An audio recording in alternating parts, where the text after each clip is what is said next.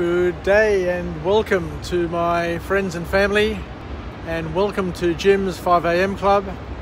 I'm just down here at Circular Quay admiring these beautiful plants, and I'll just head off shortly and do a walk and talk. And I want to cover a book summary today, a book summary, and the book is entitled The Art of Thinking Clearly, and the author is Rolf Dobell.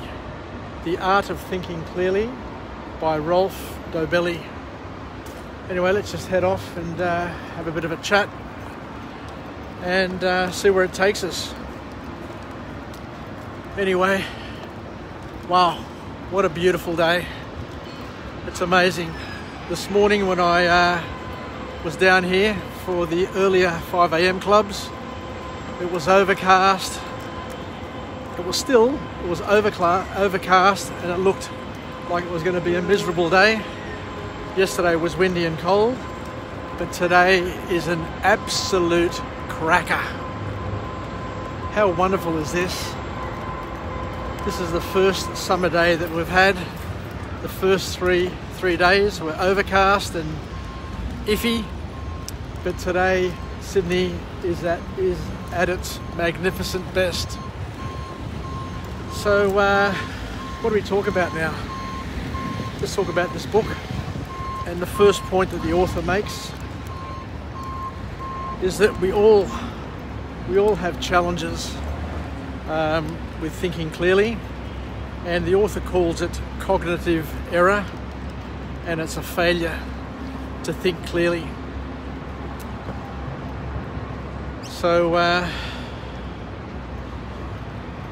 I guess the question is, why is that? Why can't we think clearly? And I guess we all understand is that we've got a lot of distractions in our lives. There's a lot going on. There's a lot going on outside of us, and there's also quite a bit of chatter that is happening internally as well. So the bottom line is that we only focus on what we have of interest, what we've determined to be of interest.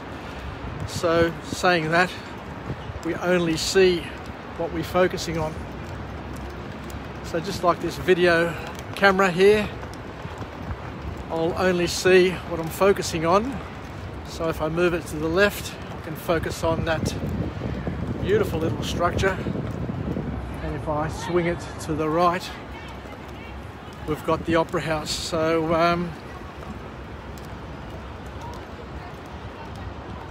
it's all about focus. It's all about where we focus and how we focus.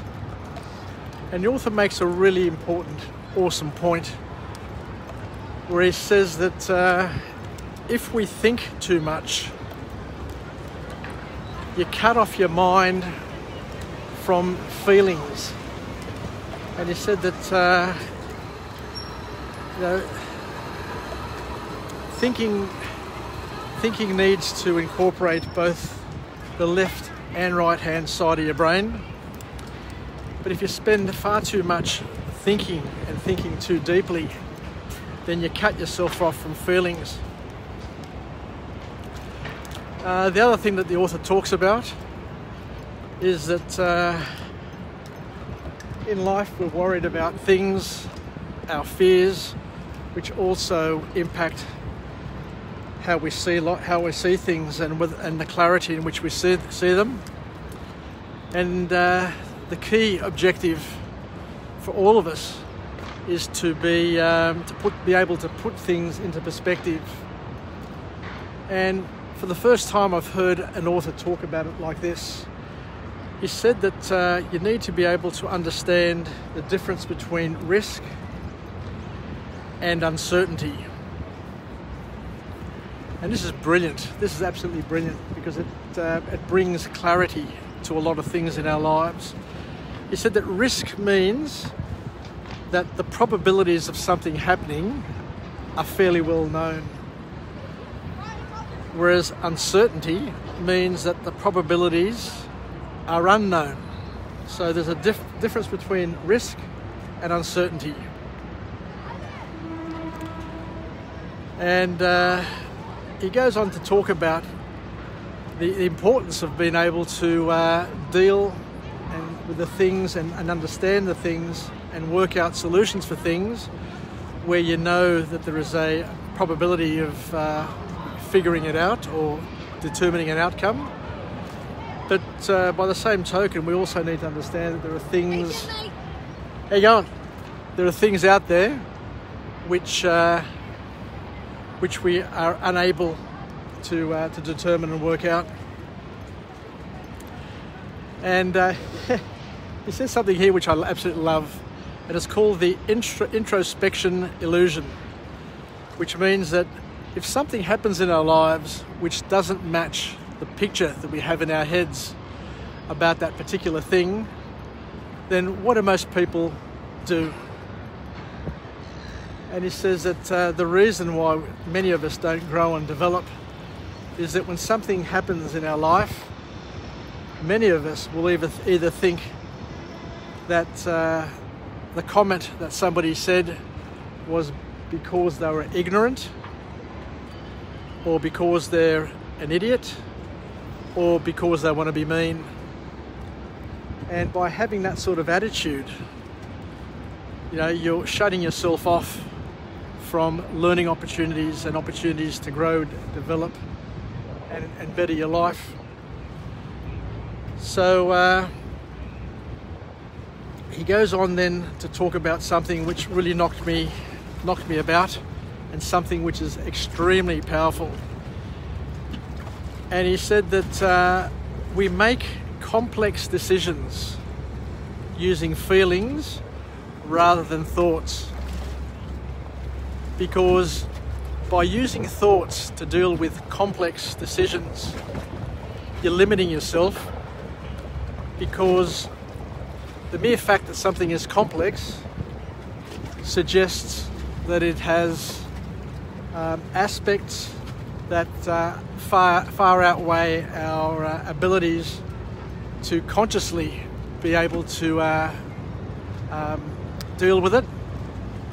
Whereas when you invoke and engage your feelings, what you're doing is you're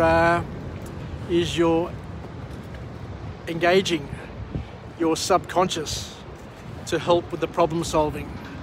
And we've learnt that over time that the subconscious is infinitely more powerful than your conscious. So a big lesson there for all of us. When you're dealing with something complex, don't overthink it. Don't mull over it for too much, otherwise you'll have analysis paralysis. But sometimes, or most times, if it's complex, then go with your gut feel. That's a powerful lesson. I really, really love that. That's an awesome, awesome lesson.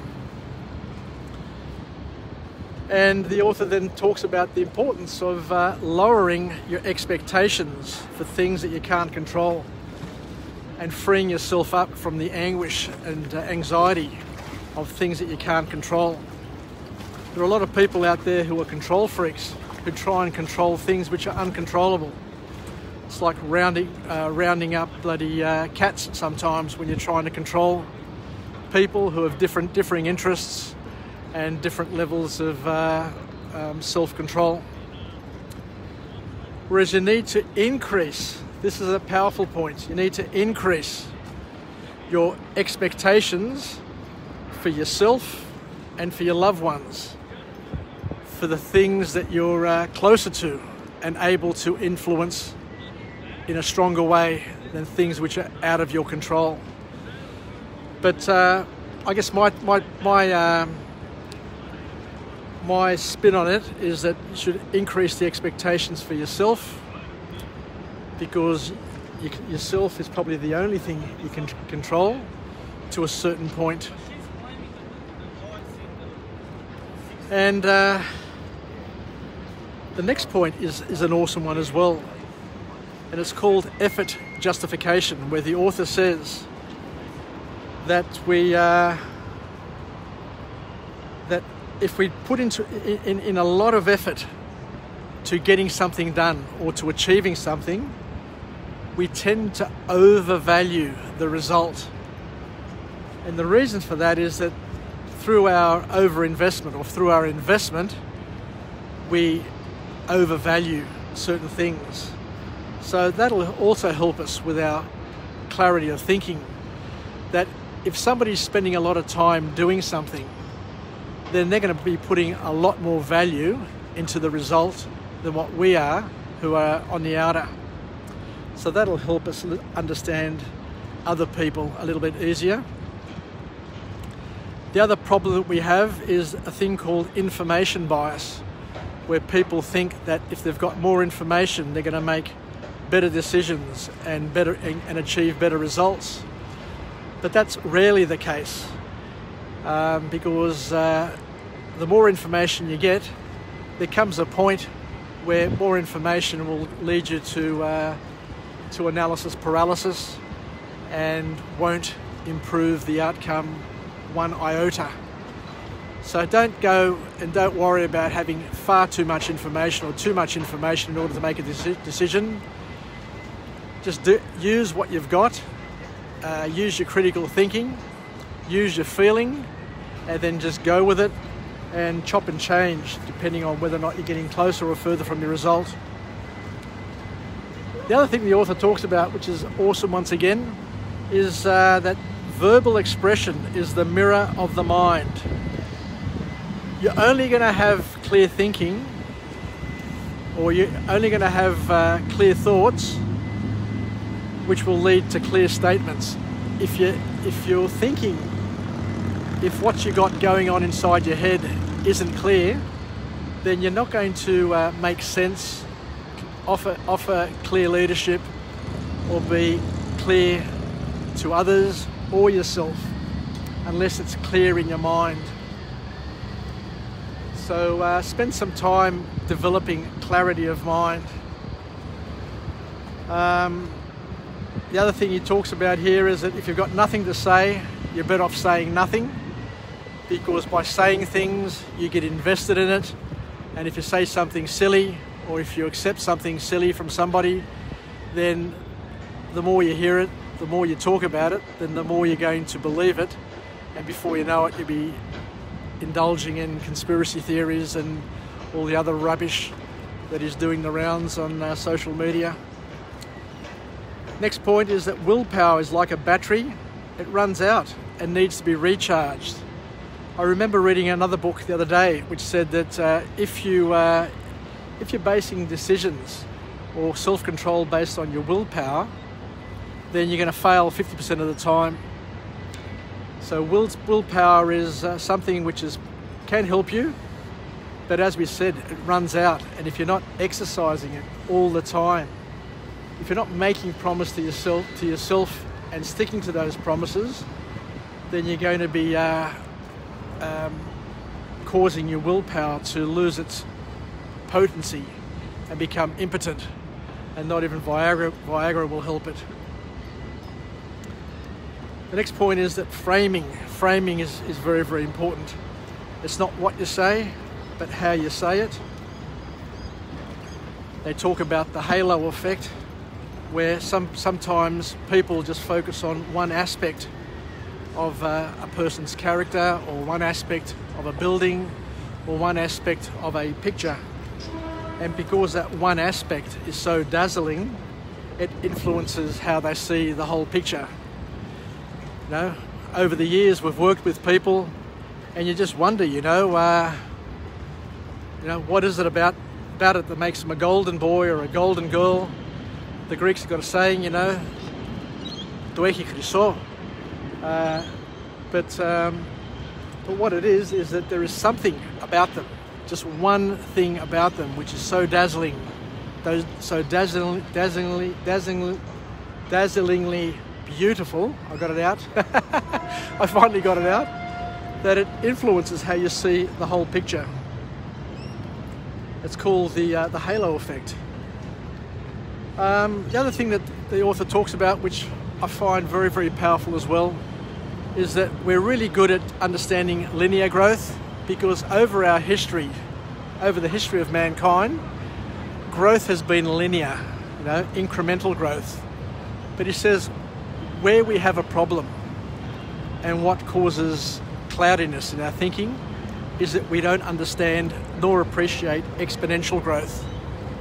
But given that we're in the information age and it's all about ideas, you know, one idea plus another idea can create 1,000 other ideas.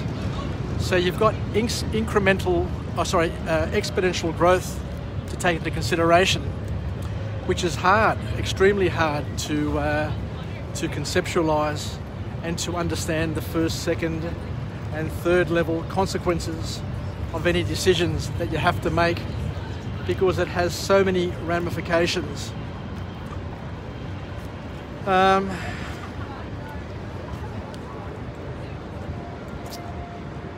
And the other thing, for many people, because maths is no longer a compulsory subject at school, many people have a lack of the intuitive grasp of probability. We can expect magnitude, but not the likelihood of it occurring, which is really interesting because, as I said before, I worked as an accountant for many years and I costed many projects. And yes, when you cost things, you look at the risk of it happening, but you also got to ask yourself, what is the chance of it happening? And then try and mitigate those risks where possible. But most people have got no idea what the probability of something happening, because they haven't been observant in their lives. They haven't taken the time to test their level of perception and their ability to work out whether or not it's got a good chance of happening or a bad chance. Now, we've said time and time again that in terms of the fears that we have, a lot of them are unfounded. And of all the fears that we ever experienced in our life, less than 10%, even way less than 10%, will ever materialise. But for most people, because it registers as a fear, then they think it's going to happen 100% of the time, every single time, which it never happens. Anyway, let's finish off with a positive affirmation. I'm alive, I am well, and I feel absolutely great. To my friends and family, stay connected, stay relevant, and most importantly, let's take some lessons from this book summary today and learn how to think more clearly, to be able to use our intuition for complex decisions, and to learn and to expand our ability to understand the probabilities of things happening, and to know the difference between a risk and what was it again? See, I've forgotten already what it was. So the difference between a risk and uncertainty. You know, risks, we know the probability. Uncertainty, we don't know the probability. So once you understand the probabilities of something happening, then you can boldly move forward without fear and know that you're able to deal with it when it comes. And for the things where there's uncertainty, then you just open up and just deal with it once again as and when it happens, and don't get yourself down, because you know it's impossible to figure out the chance of it happening. So take care, yasas, and I'll head back to work now, and we'll chat again on the next 5 a.m. club, where I'll pop up somewhere else with another message, hopefully a message of empowerment, something to uplift us and to get us through the morning, get us through the day, and to add one more life hack to the life hacks that we've been able to generate so far. Take care. It's leading up to Christmas, and the weather's starting to improve. The city's getting busier, and hopefully the economy is well on its way on the mend, and we're going to have an awesome 2021 and years going forward. Yasas, and bye for now.